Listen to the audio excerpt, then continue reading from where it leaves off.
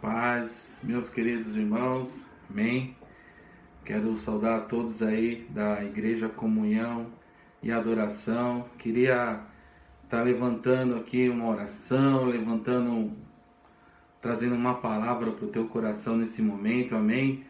A gente tem feito um propósito nesses tempos aqui na igreja e temos levantado adoração a Deus nesses tempos de guerra. Esse é o nosso propósito. Vamos estar trazendo algumas palavras aqui através desses canais para o teu coração. Então esteja aberto o teu coração para ouvir uma palavra do Senhor, amém.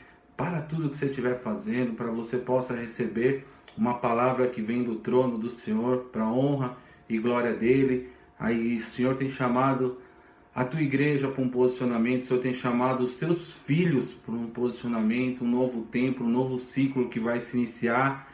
E nós não queremos ver você de fora disso, irmão. Então essa palavra é para o teu coração, essa palavra é para a tua vida, para que você possa ter fundamentos bem edificados na tua casa, na tua vida espiritual, amém? Então abre o teu coração nesse momento, amém? Para mim é uma imensa honra estar com vocês, partilhando de um momento como esse e tudo que a gente tem vivido, muitas ali indagações, muitas questões, infelizmente aí a gente acaba vendo um cenário meio que inverso do que a gente gostaríamos muitas vezes, mas o Senhor tem cuidado de todas as coisas e tem zelado pela nossa vida.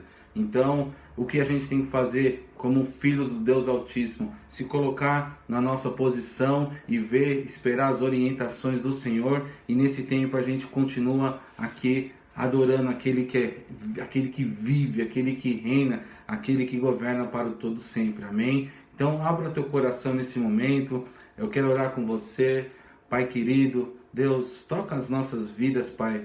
Deus, toca os nossos corações, Pai. Nós queremos ouvir mais, entender mais da Tua vontade, do Teu querer para as nossas vidas, Pai. Nós não queremos ficar de fora de toda a Tua movimentação nesses tempos, Pai. Em nome de Cristo Jesus, porque, Santo Deus, há um novo tempo que vai se romper a partir desse momento, Pai. Em nome de Cristo Jesus, sobre o mundo, Pai. Em nome de Cristo Jesus, mas, Santo Deus, por mais que a gente tenha visto ou ouvido falar muitas coisas, Pai, do Senhor, Pai, do Senhor é a palavra que vem, Pai, de esperança, Pai, para esses tempos, Pai, em nome de Cristo Jesus, Santo Deus, e esse tem sido um tempo, Pai, para a gente, Pai, estabelecer os nossos fundamentos em Ti, Pai, para que a gente possa, Santo Deus, crescer em graça para com a Tua presença, Pai. É assim que oramos e Te agradecemos no nome de Jesus.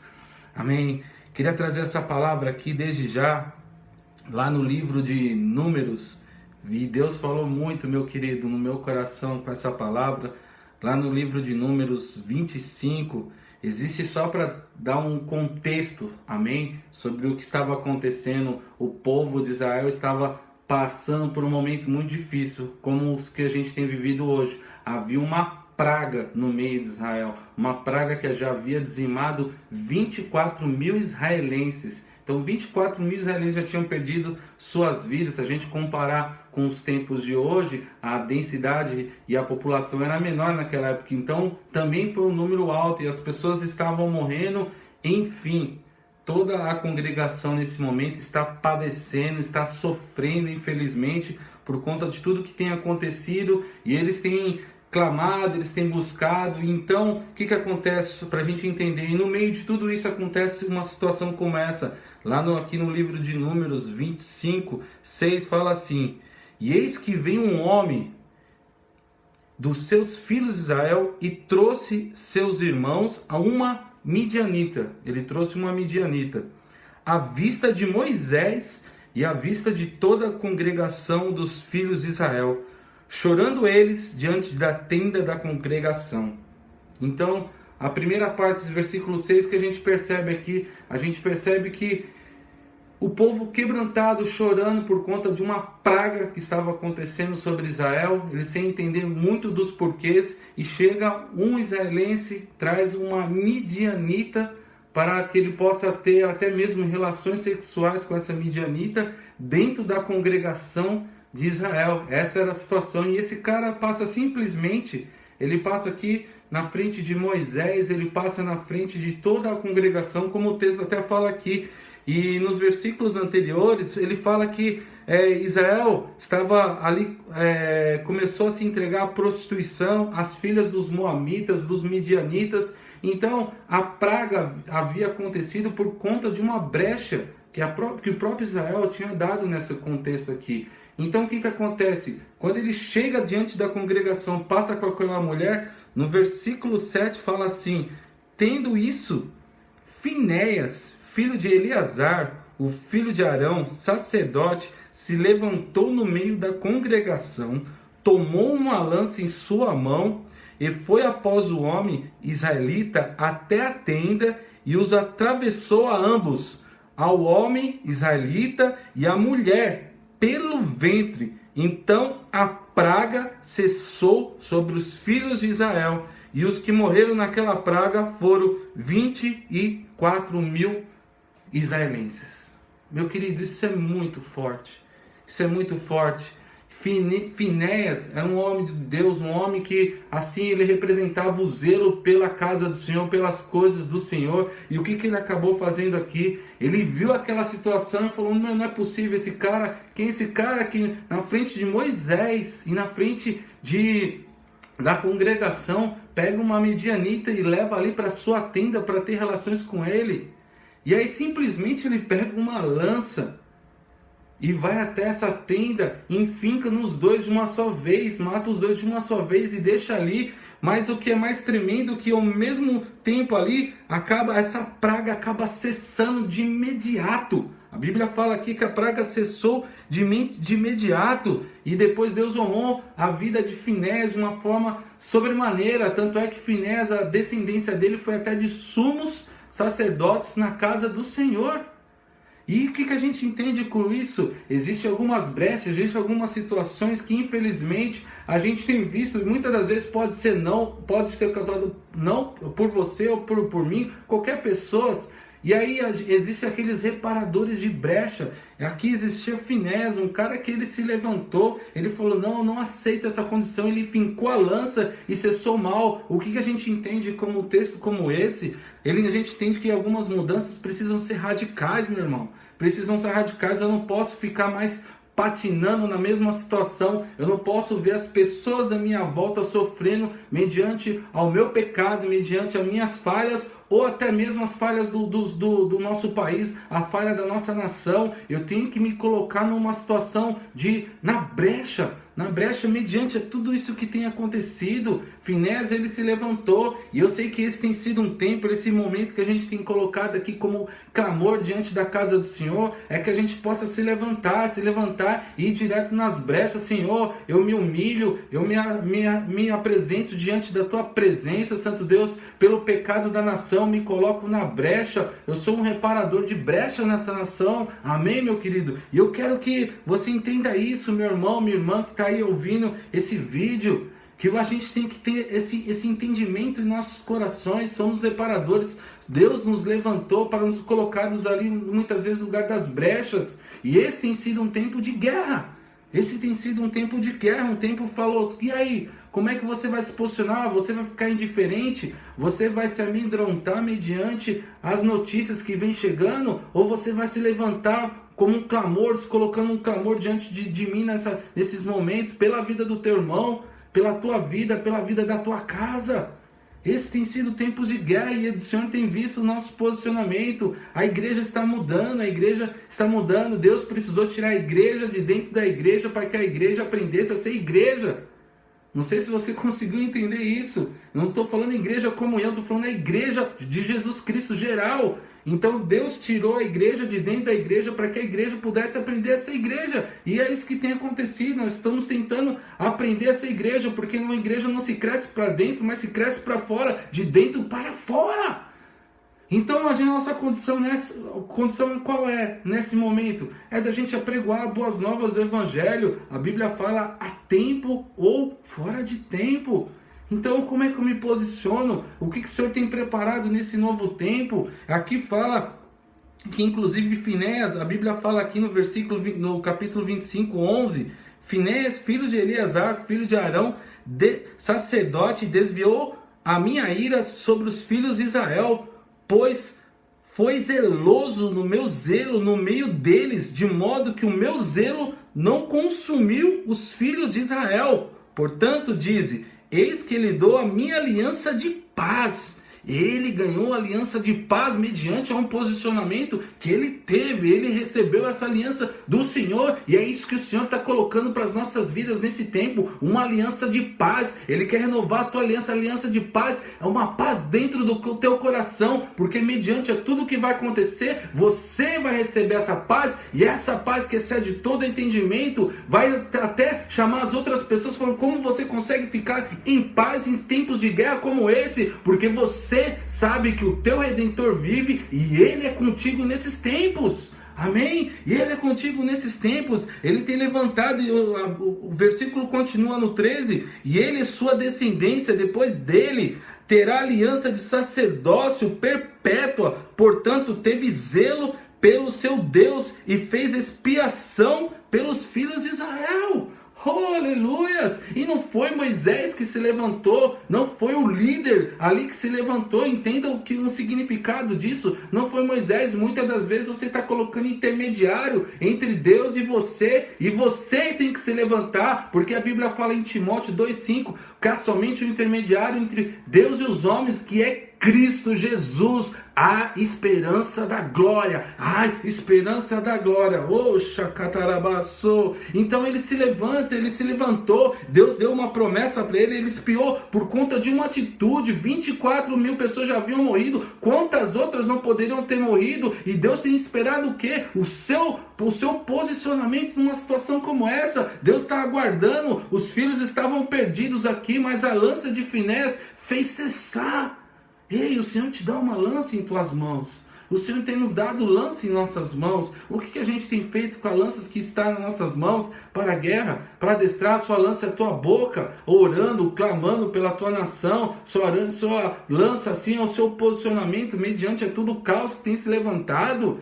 Mas ele não está preocupado com o caos, porque para Deus resolver uma situação como essa é fácil. Mas o que mais me surpreende aqui, no livro de Números aqui, com Finés, a palavra fala o zelo. O zelo que ele tinha pelas coisas do Senhor. Isso é muito tremendo.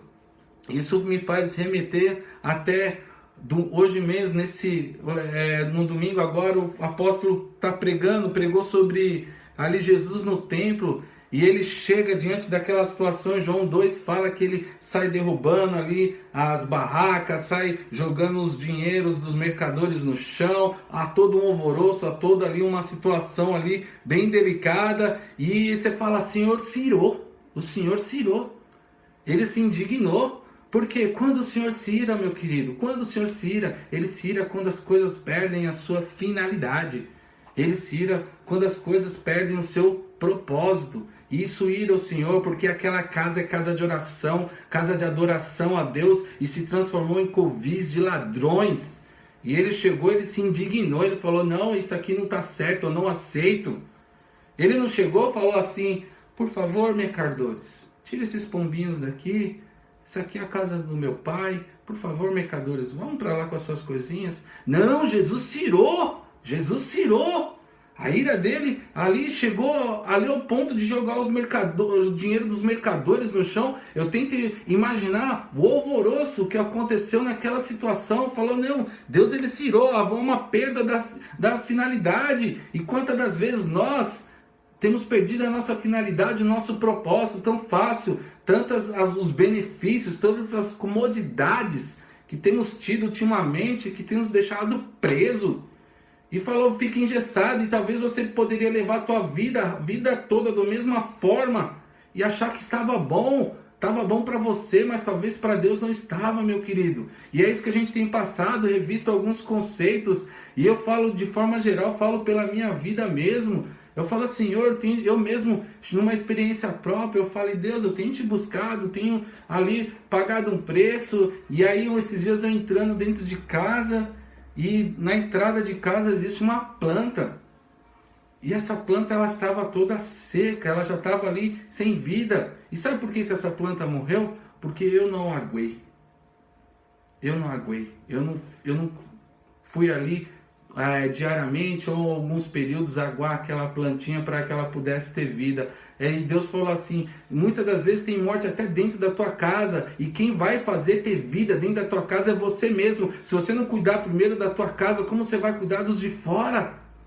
E eu falei, Senhor, é verdade. Eu comecei a falar, Deus, me ajuda a melhorar, me ajude a ser uma pessoa que venha agradar o teu coração. E somos falhos, não fique buscando uma perfeição, porque muitas das vezes, por conta disso, a gente perdeu a nossa finalidade. Quantas das vezes há pessoas diferentes que chegou ao nosso meio e a gente com essa mania de enlatar o Espírito Santo, empacotar o Espírito Santo e colocar um padrão, ó, você tem que vir assim, o formato é esse e tal. A gente acabou afastando muitas pessoas. Eu falo isso não só como igreja, mas como forma geral. Isso aqui eu estou falando no geral, meus irmãos. Nesse tempo... E então a gente começa a colocar ali, podar o Espírito Santo de agir, nosso espírito religioso, o sofismo de pensamento, estou fazendo as coisas certas, mas muitas vezes da maneira errada, mas é a coisa certa. E só o certo por certo não agrada a Deus, meu irmão. É a vontade dele que é mais que certa, excede todo o nosso entendimento. Excede todo o nosso entendimento. E Jesus, ele se irou, Jesus, ele se ira. E eu meditando até sobre isso, meus queridos, lá em Efésios, capítulo 4, capítulo 4, pode colocar aí, do versículo 26, a palavra do Senhor declara, irai-vos, irai-vos, irai-vos. Mas ele continua dizendo, não pequeis, não põe o sol sobre a vossa ira, não deis lugar ao diabo. Ele não está falando assim, não se ire. Ele fala, você deve se irar, existe uma voz de comando. Só que o momento que você pratica uma ira errada, você coloca ali o seu pecado exposto, você coloca o sol sobre a tua ira, você vai dar lugar ao diabo.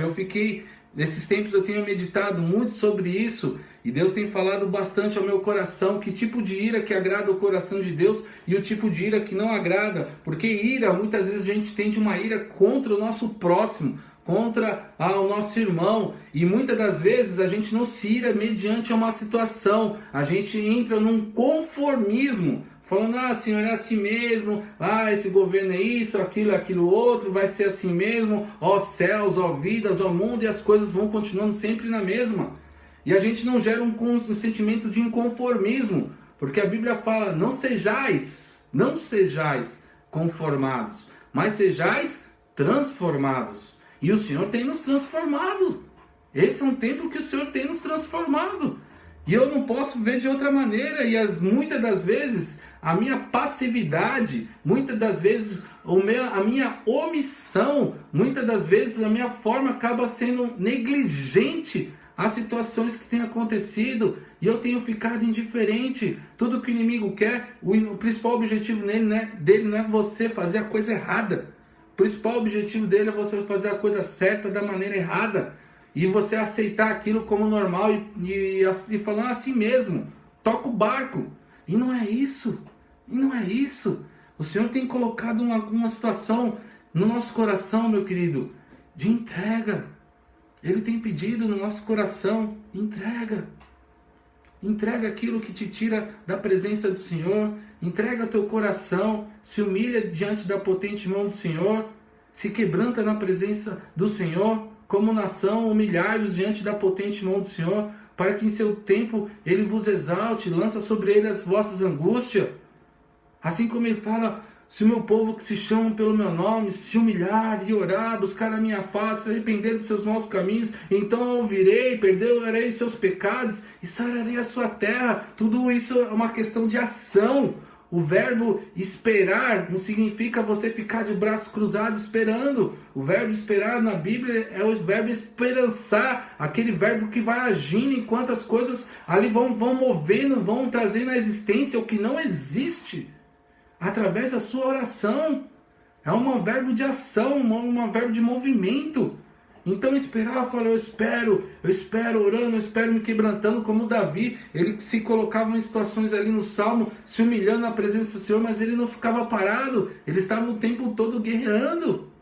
E assim Jesus ele ficou indignado. Mas o que eu acho mais tremendo nesse próprio livro aqui, de Efésios capítulo 4, versículo 31, e ele fala assim, versículo 31, toda amargura, toda ira, toda cólera, toda gritaria, toda blasfêmia, toda malícia, seja tirado dentro de vós. Antes sejam uns para com os outros benignos, misericordiosos, perdoando uns aos outros, como também Deus vos perdoou em Cristo. E aí você fala no mesmo capítulo, Deus fala, irai-vos. E depois ele fala, retira a ira do meio de vós. E a gente começa, eu mesmo, se eu não soluciono algumas situações de imediato, eu fico com aquela pulga atrás da orelha, eu fico falando, Deus, me ensina, me capacita a entender a tua palavra, para que a gente não possa ser pego ali em falso. Então eu comecei a meditar, e a primeira ira aqui, ele fala irai-vos. Quando ele fala essa ira, irai-vos, vem do grego, vem do verbo orges, que significa paixão. Que significa paixão. Assim como Finéias, o zelo é a paixão pelo Israel, ele foi zeloso e ele cessou a praga. Assim como Jesus, que a gente acabou de ver nesse texto, que ele chega no templo e fala assim, Senhor, o zelo pela tua casa me consome.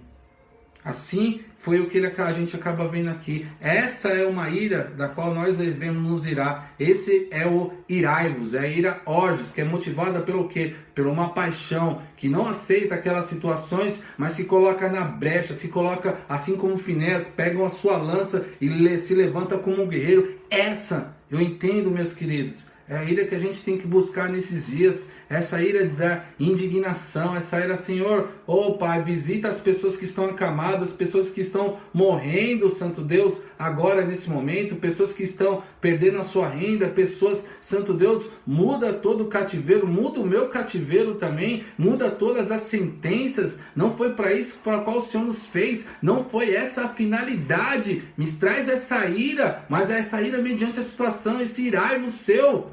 Mas eu não quero pecar, como a Bíblia fala, irai-vos, mas não pequeis. Quando que eu pego aqui? Quando ele fala no versículo 31, seja tirado a ira do meio de vós, é a ira tumos do grego, que significa fervendo, agitado. Essa é uma ira, quantas das vezes a gente não guerreamos com as armas erradas? A nossa ira contra o nosso próximo, e aí a ira que devíamos ter, que era o correto, contra as situações de pecado da nossa nação, até mesmo nossos pecados, nós não nos iramos e aceitamos com uma certa passividade. E o Senhor tem colocado você chamado no teu coração, ali, quantas das vezes você não se sente ali e fala, Senhor, me ajuda a entender. Eu tô meio que perdido, fico às vezes desanimado, fico às vezes prostrado. Eu falei, Senhor, me ajuda. Muitas das vezes, sabe qual é a questão? É que a gente às vezes não consegue esperar no Senhor. E a Bíblia fala em Isaías, os que esperam no Senhor renovarão suas forças, porque a nossa esperança ainda não está nele. E eu falo por mim mesmo, quantas vezes eu também não coloco minha esperança em situações e acabo me frustrando.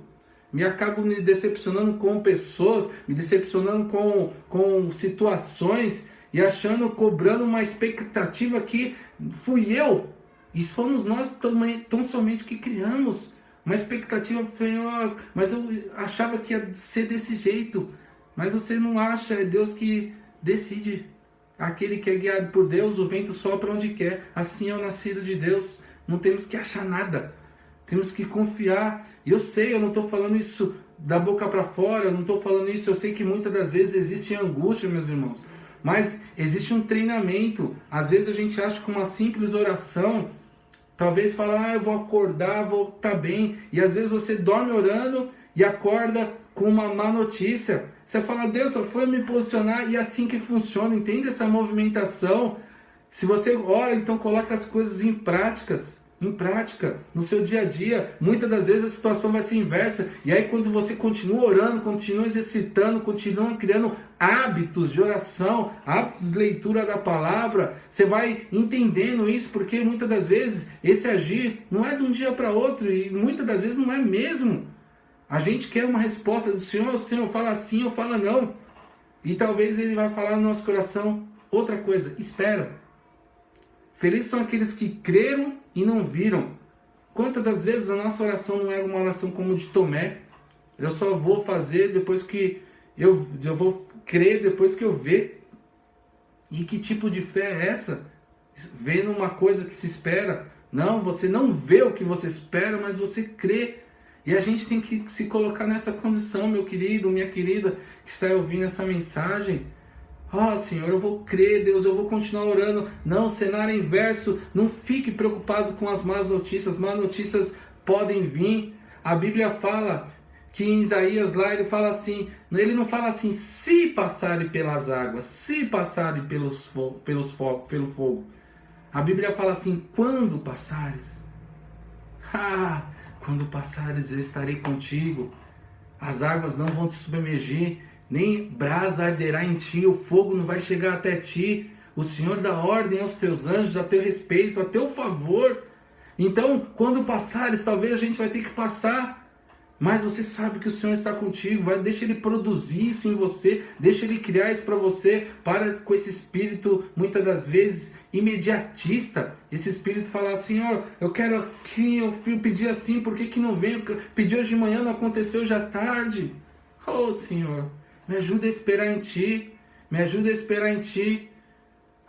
Se você está em tempos de angústia, espera nele, deixa Ele produzir algo muito maravilhoso, algo que quando Ele for derramar o que Ele tem prometido para a tua vida, você vai estar preparado para receber, porque Ele não quer te dar algo para depois você se perder. Você é filho, eu tenho filhas em casa, se eu dou algo para ela de imediato, sim, ela está precisando agora, o que vai acontecer? O que vai acontecer? Eu tenho 3 filhas, a mais velha me pediu o celular, eu dei, as outras 2 estão pedindo. Eu falei, não é tempo. Mas ela teve, não é tempo. Isso não é ser justo, não tem a ver com ser justo, tem a ver com uma equidade, tornar as oportunidades justas para cada um. E o Senhor, às vezes, a gente acha muito injusto muitas situações, mas o Senhor, às vezes, Ele vai dar mais para um, menos para outro, porque Ele sabe a intenção do nosso coração, e no tempo certo nós vamos receber aquilo que nos está guardado. Mas essa necessidade, essa oração fast food que você pede e já recebe na cabine seguinte, não funciona com Deus. Há um imediatismo, há uma coisa que deixa um coração ansioso, e muitas das vezes a nossa ira é essa ira aqui, tumos, que deixa a gente, como no grego fala, agitado, fervendo, e muitas das vezes isso é contra o nosso próprio irmão. E isso é uma armadilha de Satanás. Quando Finéias matou aquela midianita naquela situação, ela chamava Cosbi. Essa Cosbi no hebraico significa mentira. A mentira estava no meio do povo.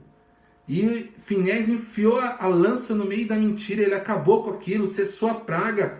E essa mentira que fica na nossa mente, como é que a gente tira essa perturbação, essa angústia, deixando a gente fervido, agitado, crises de ansiedade. Mediante a tudo isso, eu não tenho outra situação a não ser entrar nas escrituras falando, Deus, faz um detox, despolui tudo, Senhor. Eu quero aprender, eu quero ressignificar minha vida. Eu falo que esses tempos aqui, eu acabei formatando o meu HD mental e eu não fiz backup. Eu só formatei, Senhor, eu quero tudo novo, eu quero um tempo novo. Os ciclos passaram, as movimentações de Deus são em ciclos e agora eu quero esse novo ciclo. Eu quero ganhar novos entendimentos sobre até as mesmas coisas, mas com uma visão diferente. É isso que o Senhor tem colocado para as nossas vidas, meus irmãos. É isso que o Senhor tem depositado, essa confiança em nós.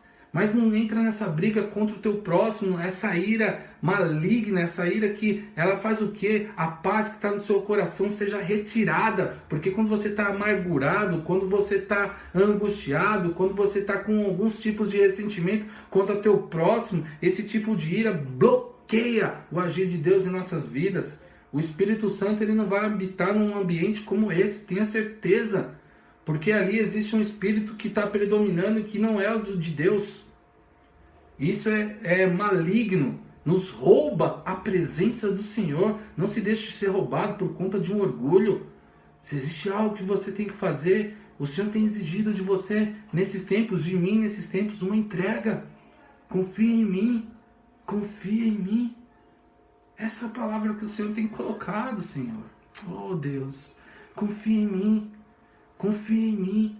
Verdadeiramente entrega o teu coração verdadeiramente diante da minha presença. Eu tenho planos muito maiores e melhores. E para finalizar, a gente pega o próprio Davi. Davi era um cara guerreiro. Ele se levantou contra uma ira, contra aquele Golias, aquele homem, aquele circunciso. Davi se levantou. E Davi não ficou indiferente. Ele viu um povo amedrontado. Ele viu um povo acuado diante de um gigante que se levantou. E Davi fala: quem é esse incircunciso de coração que ousa a confrontar o exército do Deus vivo? E ele se irou. E uma ira hoje, uma ira motivada pela paixão. E ele foi lá, ele declara algo muito tremendo nas regiões celestiais. Ele fala: do Senhor é a guerra. Entrega essa guerra para o Senhor. E só se levanta como um guerreiro do Senhor, porque do Senhor é a guerra. Se levanta como um guerreiro. Porque se mesmo Davi, no momento que ele não se irou, porque o contrário de ira é sossego, é tranquilidade, ele ficou no palácio dele, por ele não ir numa batalha, ele viu uma mulher se banhando, desejou aquela mulher, teve relações com aquela mulher, praticou um adultério, praticou um homicídio, ele foi cavando vários pecados em cima do outro, um abismo em cima do outro, e ele estava numa situação se conformando com o pecado dele, e aceitando, falando: Deus, é assim, vou esconder, tentando esconder aquilo. E Deus levanta um profeta chamado Natã, que faz Davi se irar. Porque Natã conta uma história para ele de um moço pobre que tem suas ovelhas tomadas por um moço rico. E Davi, como era rei, que julgava essas coisas, fala: como assim um cara rico toma as ovelhas de uma pessoa pobre? Ele ficou indignado, ele ficou irado. E Natã falou: sabe o que para ele? Davi, esse cara é você. Você tomou a mulher do seu soldado.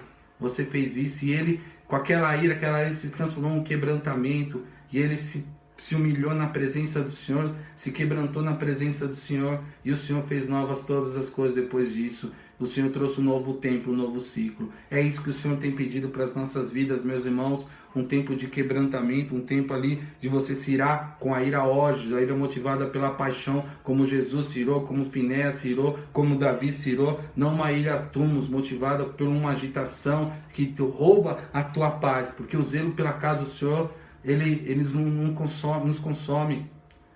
A Bíblia fala: não vim trazer a paz, mas a espada. A paz dentro do coração sempre vai permanecer, mas um ambiente de paz, muitas vezes como esse, não vai acontecer, vai ser um ambiente de guerra. E ele pergunta por você nesse dia: cadê o meu soldado, o meu valente do Senhor, aquele que não aceita essas situações, mas se levanta como um guerreiro? É isso que eu quero ministrar para a tua vida nesse dia. Que o Senhor te abençoe grandemente, que o Senhor possa criar um espírito ali que venha ter fome e sede pela palavra dele, e que você possa ser cheios nesse tempo. Temos orado por você, você não está esquecido, você é alvo das nossas orações da Igreja Comunhão e Adoração. Então fique com Deus, conte conosco, conte comigo, com toda a equipe de liderança da Igreja Comunhão e Adoração. No que precisar, nós estamos sempre aqui, mas se levanta como Finéas, Senhor, a lança está em tuas mãos. Deus te abençoe ricamente. Um grande abraço no teu coração, em nome de Jesus. Amém.